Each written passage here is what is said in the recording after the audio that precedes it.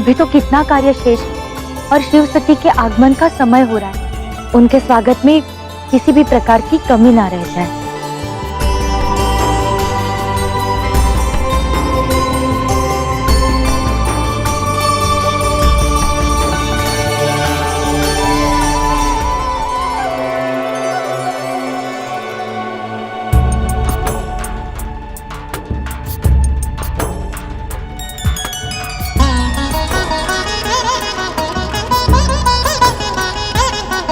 ऋषि अथर्व, ऋषि दमन, बड़े सुअवसर पर पधारे हैं आप। आज प्रजापति दक्ष के भवन से विदा होकर कैलाश जा रहे भगवान महादेव और उनकी पत्नी सती कुछ समय के लिए हमारे इस आश्रम में रुकने वाले हैं। आइए।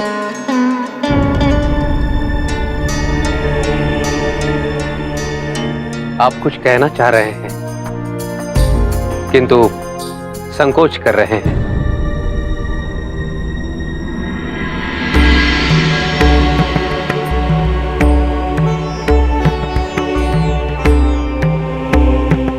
ऋषिवर, आपने सुना तो होगा कि महादेव की आराधना से मुझे मंत्र दर्शन की शक्ति प्राप्त हुई है।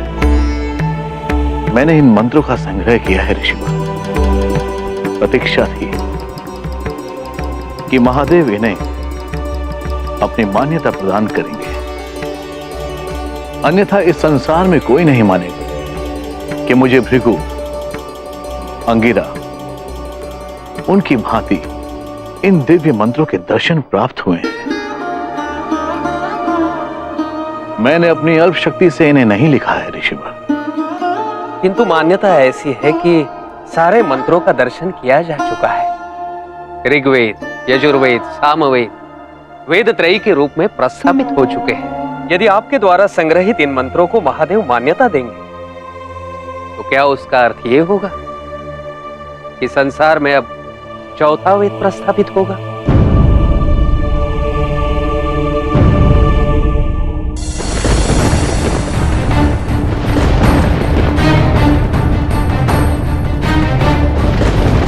कदाचित ब्रह्मदेव के पुत्रों को ये बात पसंद नहीं आई।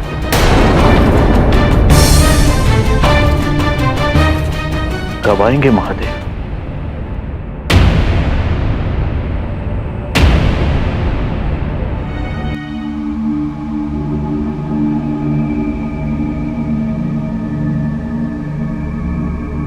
आप चिंतित हैं महादेव? हाँ सती। कहीं आपको ये भय तो नहीं कि इतनी सुख सुविधा में पली बढ़ी मैं कैलाश में कैसे रह पाऊंगी?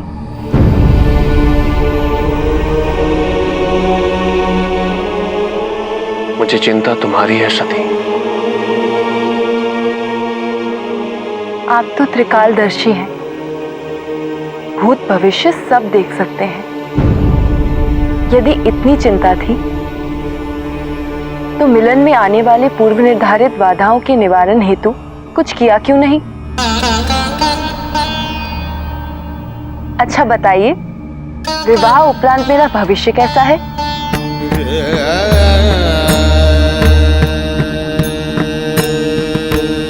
बताइए ना।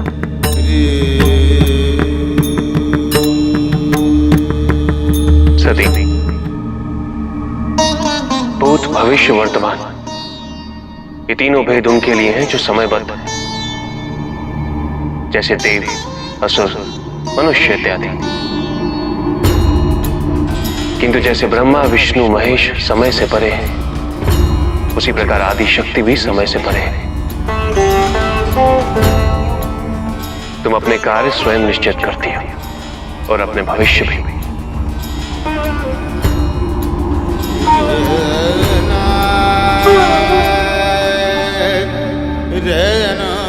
मुझे तो आदि शक्ति होने का स्मरण भी नहीं।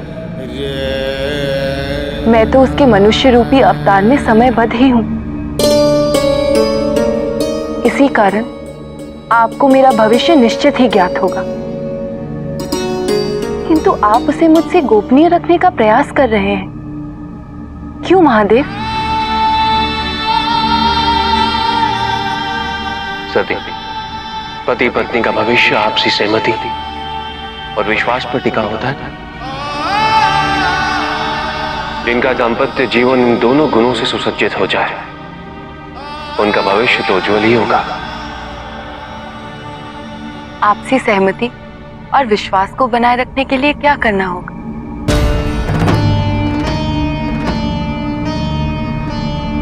दो सरल मार्ग हैं, वचन देना और उस वचन का पालन करना। किंतु पिताजी ने तो सुखी दाम्पत्य के लिए सप्तपदी अर्थात 7 वचन निर्धारित किए हैं। तुम्हारे और मेरे सुखी दाम्पत्य के लिए केवल 3 वचन अनिवार्य हैं सती। और वो वचन क्या है?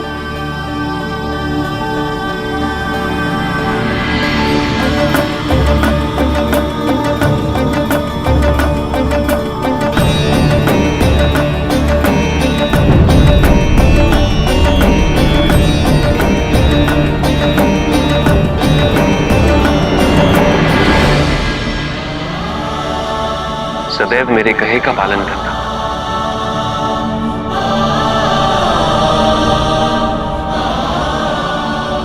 मुझसे असत्य न कहना,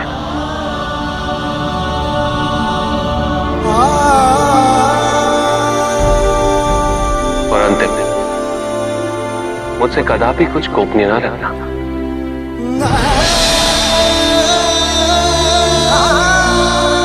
किंतु असत्य ना कहने और कुछ गोपनीय रखने में क्या अंतर है? असत्य बोलने का तात्पर्य है सत्य को जानते हुए भी सत्य को बदल देना, और गोपनीय होने का तात्पर्य है सत्य का ज्ञात होते हुए भी सत्य ना कहना। बोलो सत्य, इन तीनों वचनों का पालन करोगी?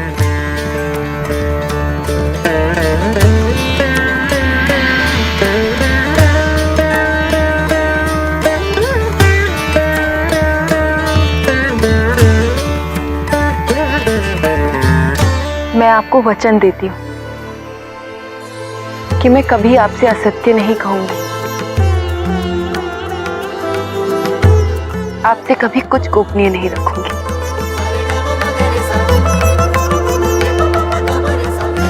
और आपकी कही हर बात मुझे सदैव स्वीकार होगी।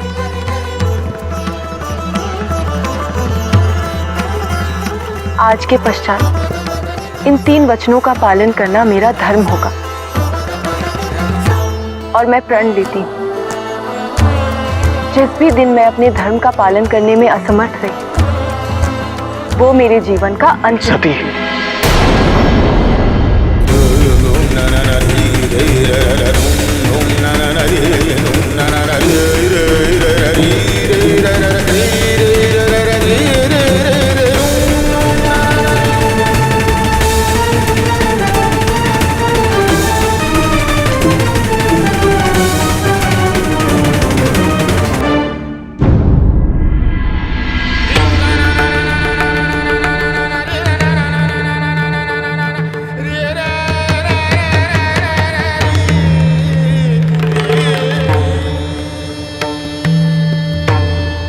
और इसी कारण मैं शिव और सती का मिलन नहीं होने दूंगा। ये आप क्या कह रहे हैं? यहाँ स्वर्ग पर आक्रमण के लिए पूरी तैयारी हो चुकी है। स्वर्ग पर आक्रमण अवश्य होगा, परंतु उससे पहले शिव और सती के मिलन को रोकना अति आवश्यक। किंतु असुरराज, शिव और सती अब साथ साथ हैं, अब आप क्या करेंगे?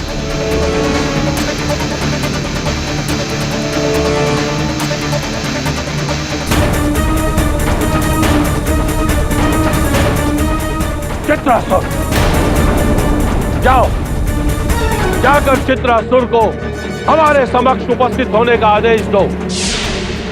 हमारे लिए कुछ करने का अवसर उसे शीघ्र प्राप्त होने जा रहा है।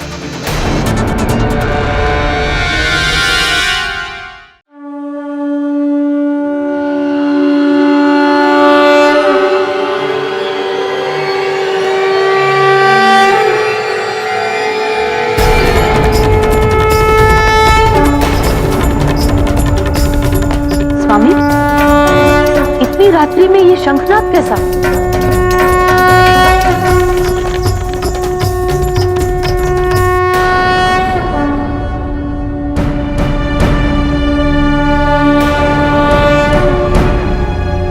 मेरे सभी भाई इस प्रकार इतनी रात गए यहां?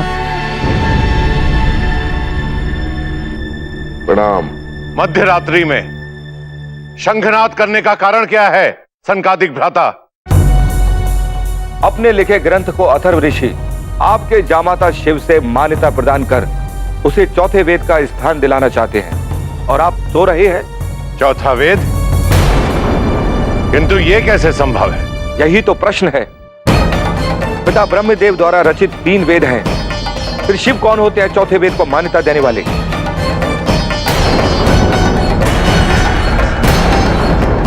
यदि प्रश्न शिव की योग्यता का है तो योग्यता परीक्षण ही एकमात्र उपाय है। जाओ शिव से शास्त्रार्थ करो। शास्त्रार्थ? किंतु उनकी प्रतिष्ठा को चुनौती देना उचित नहीं होगा स्वामी। शिव तो स्वयं ईश्वर है। निसंदेह महर्षि भृगु और प्रजापति, वे वेदों की महिमा हम सबसे अधिक समझते हैं। शिव मेरे जमाता है, इसलिए ये और भी अनिवार्य है ताकि लोगों को यह ना लगे कि प्रजापति दक्ष ने पक्षपात किया है। जाओ, यदि तुम चारों अपनी विद्या से शिव को पराजित कर सकते हो तो जाओ करो।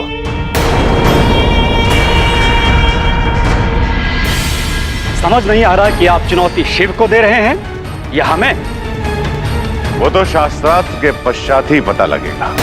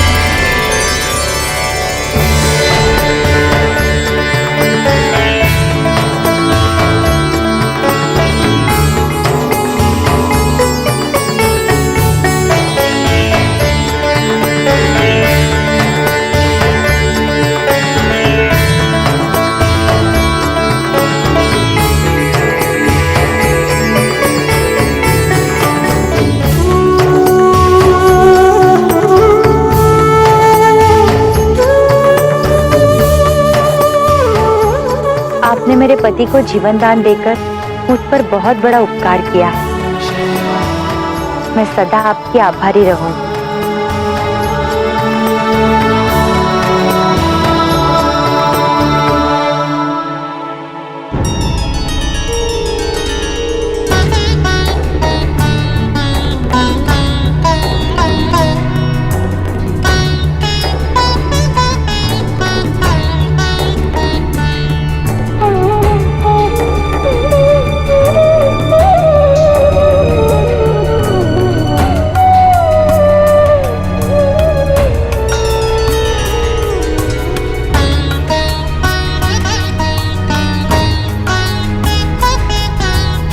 जब आपने मेरे पाप पुण्य में परिवर्तित कर इस अथर्व ऋषि रूपी शरीर में जन्म पाने का वरदान दिया था तो साथ ही एक दायित्व भी सौंपा था। मैंने अपने जीवन का प्रत्येक क्षण उस दायित्व के निर्वाह हेतु समर्पित कर दिया। सफल हुआ या नहीं, इसका निर्णय आप ही कीजिए।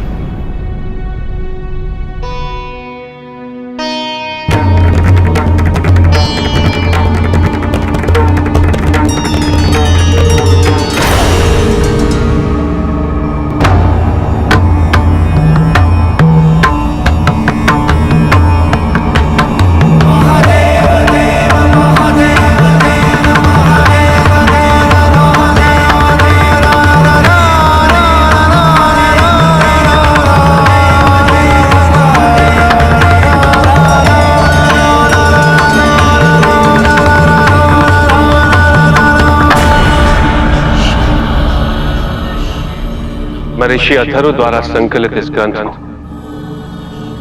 चौथे वेद होने की मान्यता प्रदान करता हूं।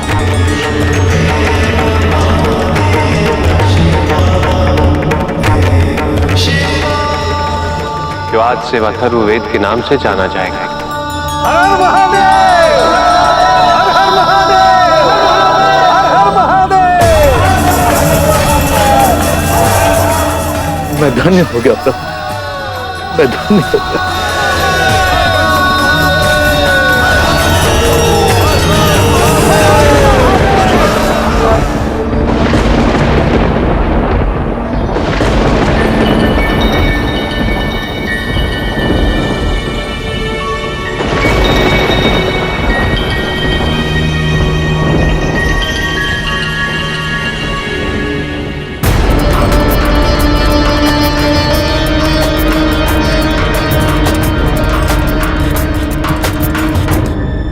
किसी कृति को वेद का स्थान देने में इतनी शीघ्रता उचित नहीं।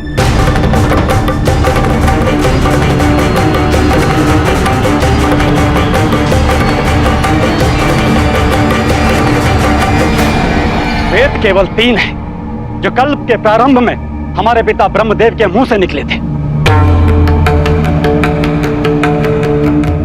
जब समस्त ज्ञान इन तीनों वेदों में समाया हुआ है तो चौथे की संभावना ही कहां है?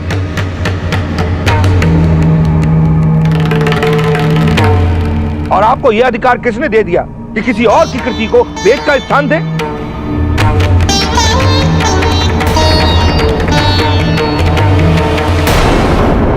बोलिए महादेव, हम सब आपका तर्क सुनने के लिए व्याकुल हैं।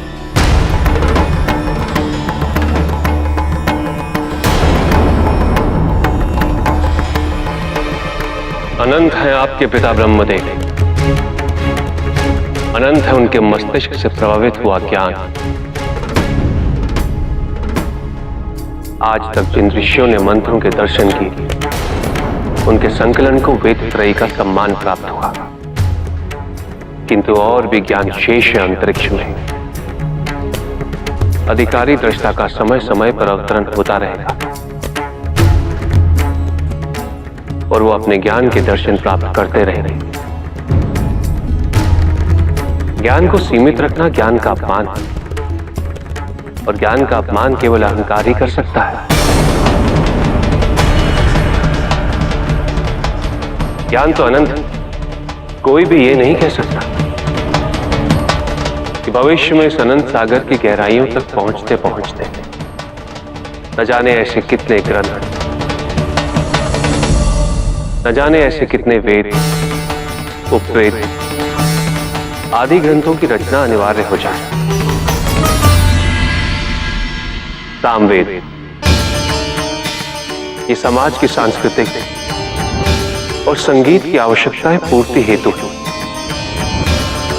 यजुर्वेद जो गणित और त्रिकोणमिति का ज्ञान सिखाता है। ऋग्वेद आत्मा को परमात्मा से जुड़ने का रास्ता दिखाता है। ये तीनों वेद मिलकर भी समाज की आवश्यकताओं को पूरा नहीं कर पाते। जानना चाहते हैं क्यों? क्योंकि इन तीनों वेदों के लाभ उठाने के लिए सर्वप्रथम मनुष्य का शरीर स्वस्थ होना चाहिए, उसका मन स्वस्थ होना चाहिए। रोग, दुख, समस्याएं, इन सब का निदान करता है ये चौथा वेद।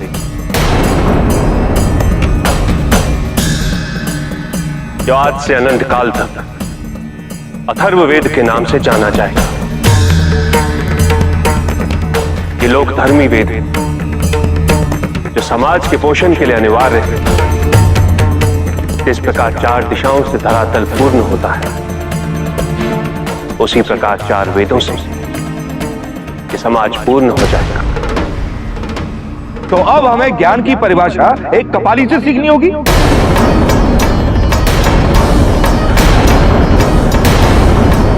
जो स्वयं निर्लज्ज है, जिसने आज तक किसी भी वेद का अध्ययन तक नहीं किया, जो अराजकता का प्रतीक है, जो भूत प्रेत और अघोरियों के साथ उठता बैठता है वो महाज्ञानी कहलाने वाले ज्ञान देवी सरस्वती पुत्र सनकादिक भ्राताओं को सिखाएगा कि ज्ञान क्या है? नहीं महादेव, आज आपको इस कृति की योग्यता प्रमाणित करनी ही होगी। पहले यह तो प्रमाणित हो जाए कि आप स्वयं इस वेद को मान्यता देने योग्य हैं भी या नहीं।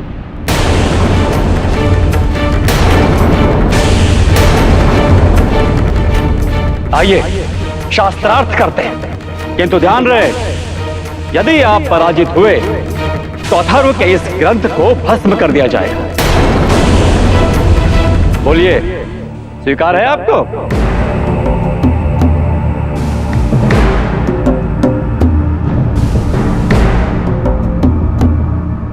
क्या हुआ महादेव, आप तो सोच में पड़ गए।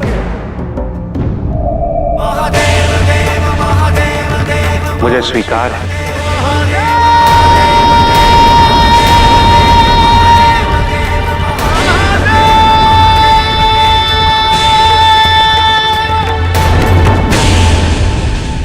आई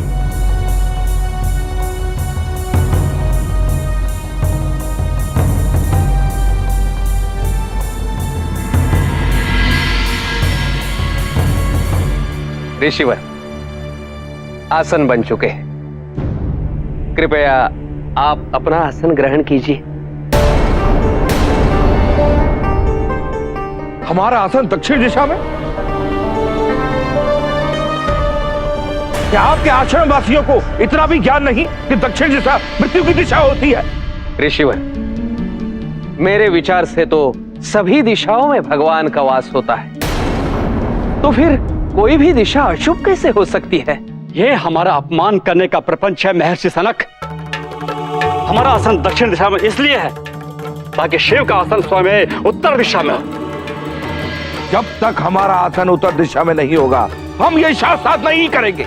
शिवर आप नहीं ऋषि दीजिए,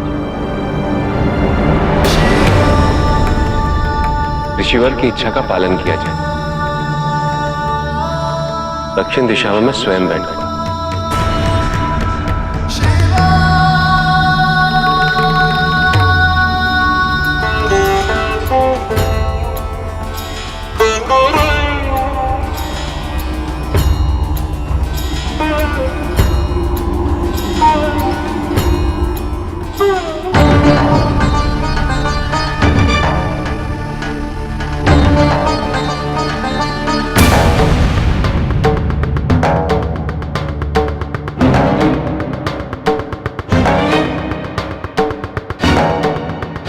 शास्त्रार्थ में कौन पराजित हुआ इसका फैसला कौन करेगा? जिसे आप अधिकारी मानते हैं उसे न्याय आसन पर स्थापित कीजिए ऋषियों।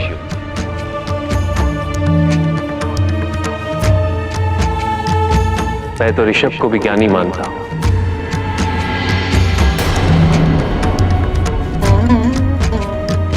जब वाद विवाद का विषय ज्ञान से संबंधित हो तो हमें ज्ञान की देवी स्वयं माता सरस्वती से इसके लिए प्रार्थना करनी चाहिए। अवश्य ऋषि।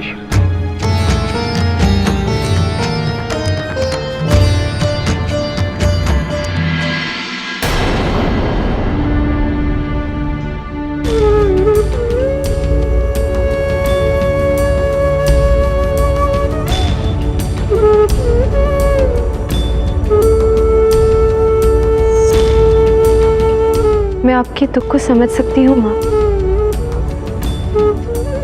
सती की अनुपस्थिति से सारा भवन सूना लगने लगा है।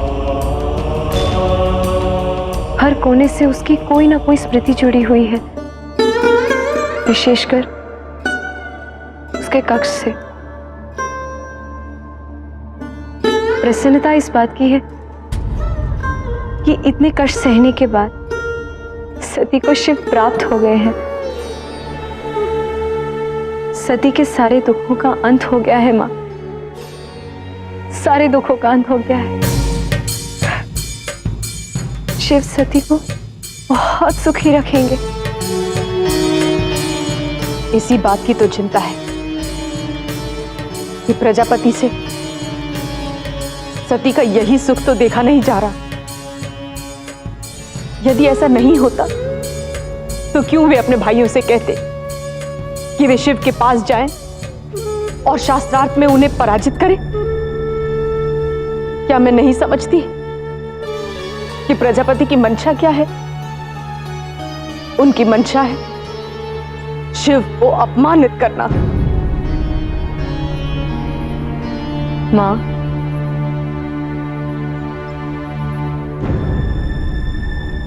अब चिंता ना करें। शिव अत्यंत संयमी है।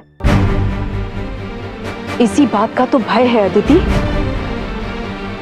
कि कहीं प्रजापति शिव को विवश न कर दें संयम की इस सीमा रेखा को पार करने के लिए। क्योंकि यदि ऐसा हुआ ना तो इसका परिणाम प्रजापति के लिए क्या होगा, ये कल्पना करके भी मैं कांप उठती हूं, कांप उठती हूं।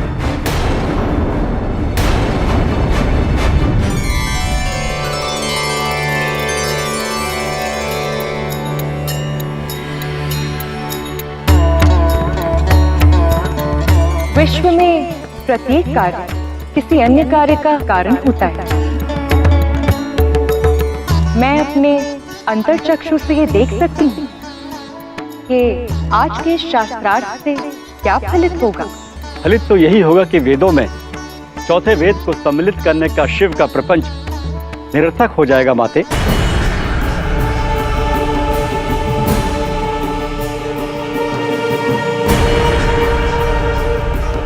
दोनों ही पक्ष को सुनने से पूर्व ही निर्णय देना न्यायाधीश के लिए योग्य नहीं है पुत्र। इसलिए अब शास्त्रार्थ प्रारंभ किया जाए।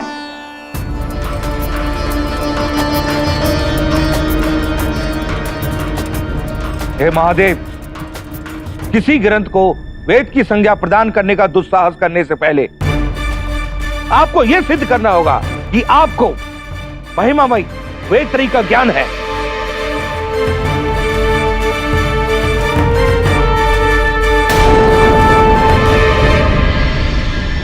प्रत्येक क्षणाणु मिथ्या यस्त पायो न बुध्यते एतम विदीन वेदेन तस्माद् वेदस्य वेदता।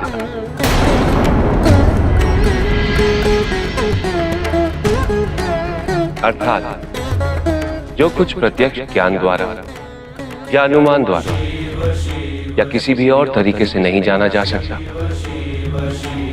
उसे भी सहजता से वेद द्वारा जाना जा सकता है।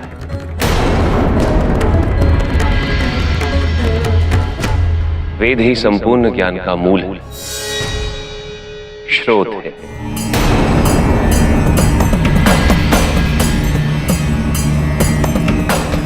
वेद शास्त्रार्थ तत्वज्ञो यत्र तत्राश्रमे वसति इहेव लोके तिष्ठन्ति ब्रह्म भयाय कल्पते। अर्थात वेद शास्त्र को जानने वाले चाहे जिस भी आश्रम में रहे, इस लोक में बैठे बैठे ब्रह्मत्व को प्राप्त कर सकते। यही वेद की महिमा है। क्या सोचते हैं आप? वेद की 2-4 सूक्तियां याद करके वेद को प्रमाणित करने का अधिकार मिल जाएगा आपको?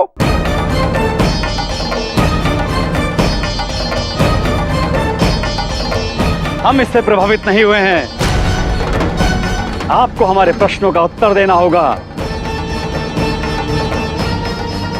क्या आपको ज्ञात नहीं कि ब्रह्मा के मुख से निकली हुई देववाणी को ही वेद की संज्ञा दी जा सकती है? ब्रह्मा के कितने मुख? 4 मुख। यदि मुख 4 है तो वेद 3 कैसे हो सकते?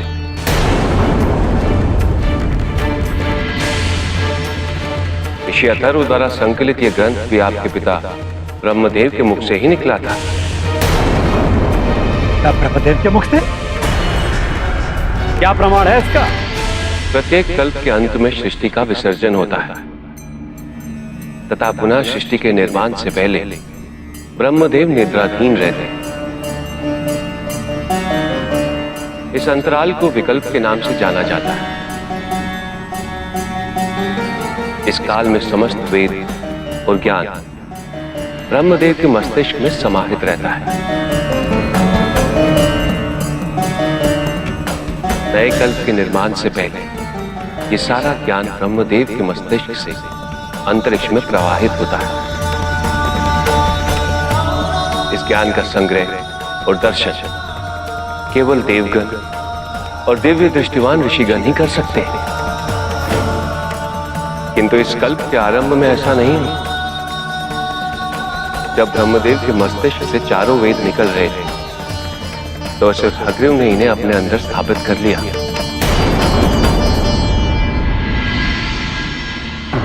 देवताओं ने असुर हग्रीव से युद्ध कर सामवेद, यजुर्वेद, ऋग्वेद को पुनः प्राप्त कर लिया।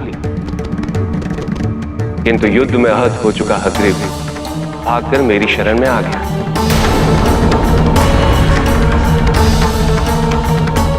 हग्रीव असुर अवश्य था, किंतु उसने वेद पान किया था। मैंने उसे वरदान दिया कि वेदों को अपने अंदर धारण कर लेने के पुण्य से उसका जन्म मंत्र दृष्टा ऋषि अथर्व के रूप में होगा और तब वो चौथे वेद के मंत्रों का दर्शन कर उन मंत्रों को संग्रहित करेंगे, संसार के सामने लाएंगे। असंभव! यदि यह सत्य होता तो क्या हमारे पिता ब्रह्मदेव हमें यह नहीं बताते? हम अभी अपने पिता ब्रह्मा को यहां बुलाते हैं। वो ये सिद्ध कर देंगे कि आप हम सबको भ्रमित करने के लिए असत्य का सहारा ले रहे हैं। यदि आपकी जिज्ञासा ब्रह्मदेव के आने से शांत हो तो मुझे कोई आपत्ति नहीं।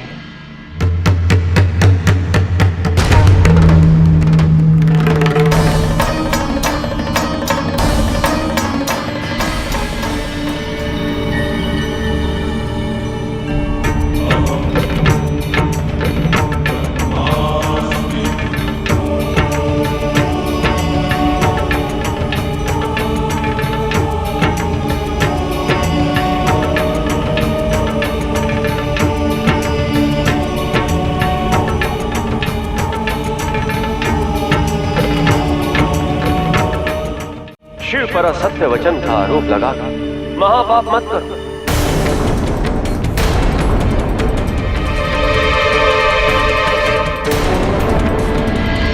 ऋषि अथर्व ने जो कुछ भी संग्रहित किया है उसका एक एक शब्द मेरे ही मुख से निकला है।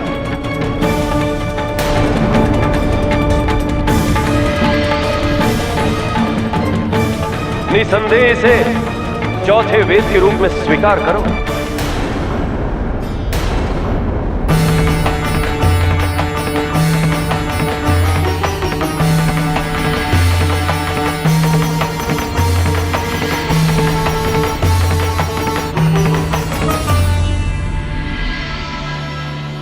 यस्य निश्वसितं वेद यो वेदेभ्यो अखिलं जगत् निर्ममे तमहं वन्दे विद्यातीर्थं महेश्वरम।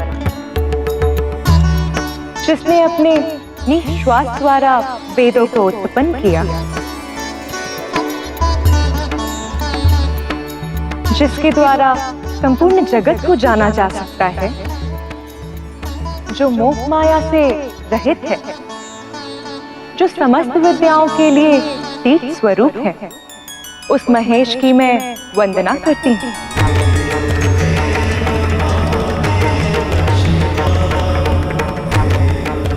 निर्णय तो हो चुका है, अब भी तुम्हें कोई संशय है?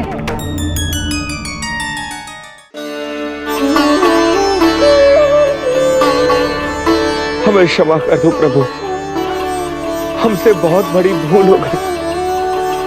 आपने सत्य कहा था। अहंकार में आकर हमने ज्ञान का बहुत अपमान किया था।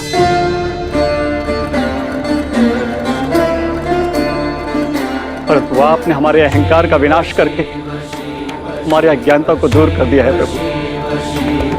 आपने दक्षिण दिशा में बैठकर हमें ज्ञान दिया।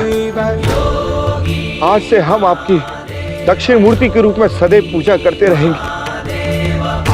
दे अनंत शिव।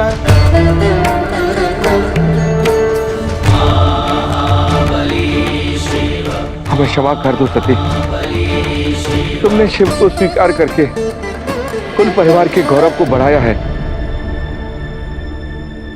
हम अथर्ववेद को चौथे वेद के रूप में सहर्षि स्वीकार करते हैं। अब आप और देवी सती गृहस्थ बन चुके हैं। इस शुभ अवसर पर मैं आपसे एक वरदान मांगना चाहती हूँ प्रभु। मांगिए देवी। जब शिव और आदि शक्ति के पुत्र का जन्म होगा तब उसे सबसे पहले गोद में लेने का अधिकार मुझे प्राप्त होगा। मेरी यही इच्छा है प्रभु। तथास्तु। हर हर महादेव, हर हर महादेव, हर हर महादेव, हर हर महादेव, हर हर महादेव।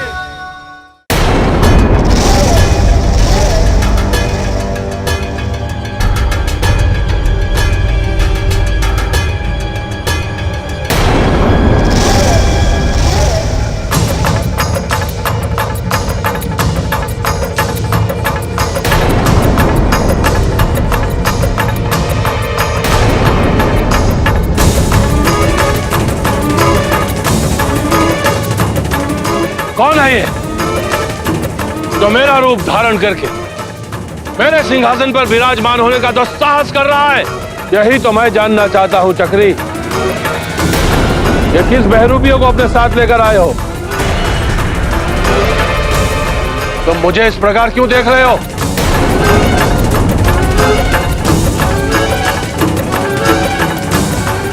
और तुम हम पर संदेह कर रहे हो?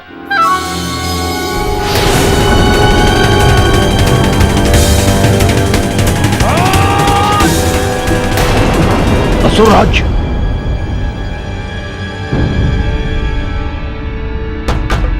चित्रासुर?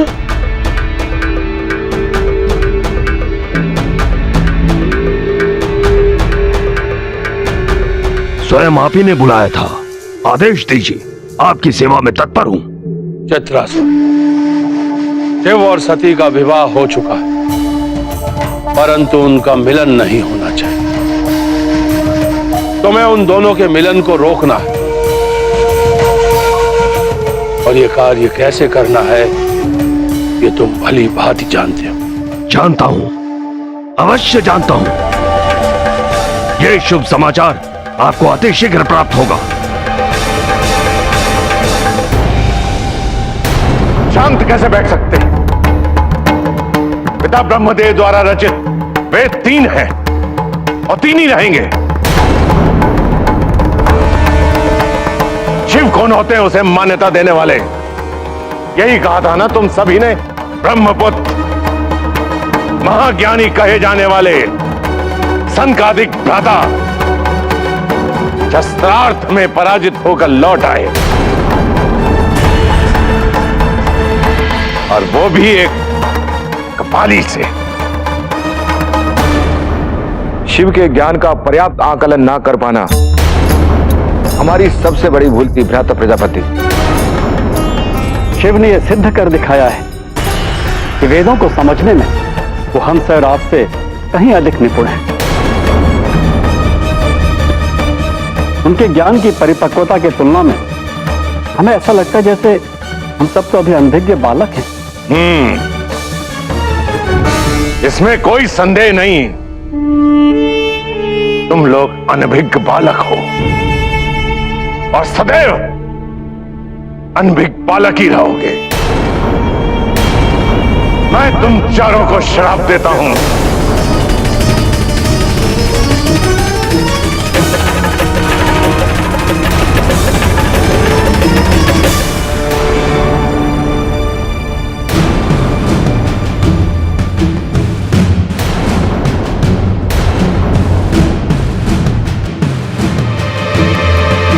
बालावस्था में जिज्ञासा सदैव जागृत रहती है। इस जिज्ञासा को मिटाने के लिए हम निरंतर ज्ञान अर्जित करते रहेंगे। आपका ये श्राप तो हमारे लिए वरदान बन गया प्रजापति।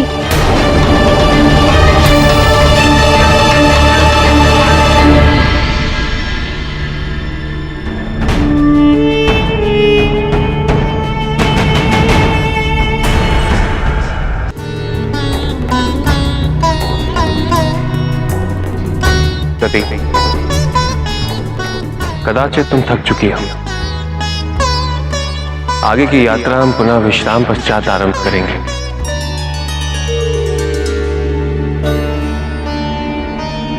नंदी, शीतल जल की व्यवस्था करो।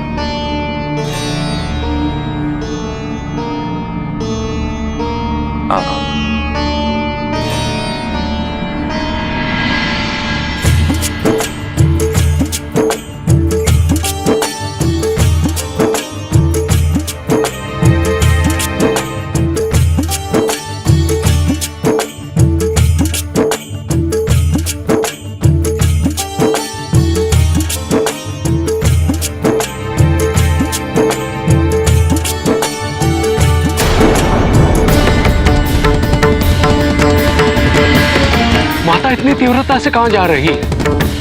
नहीं, मुझे देखना होगा। माते! माते!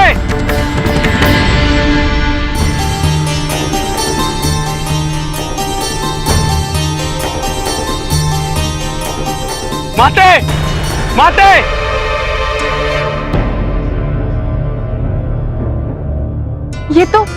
ये तो नंदी है। स्वामी, स्वामी, प्रतीत होता है नंदी किसी संकट में है।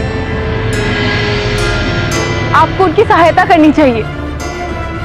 चिंता की आवश्यकता नहीं है सती। नंदी अपनी रक्षा करने के लिए सर्वत्र समर्थ है। उसे कोई भी क्षति नहीं पहुंचा सकता।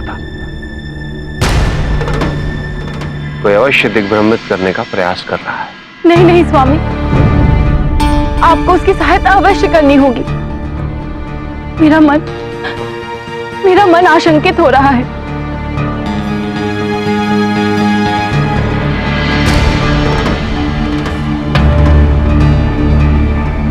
ठीक है सती, किंतु मेरे लौट आने तक तुम ये स्थान छोड़कर कहीं नहीं जाओगे।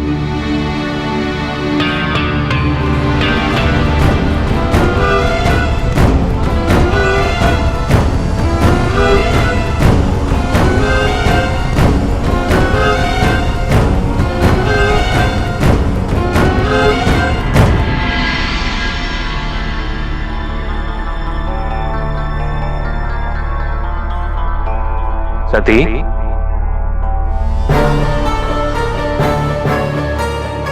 क्या हुआ स्वामी? और नंदी कहाँ है? सती,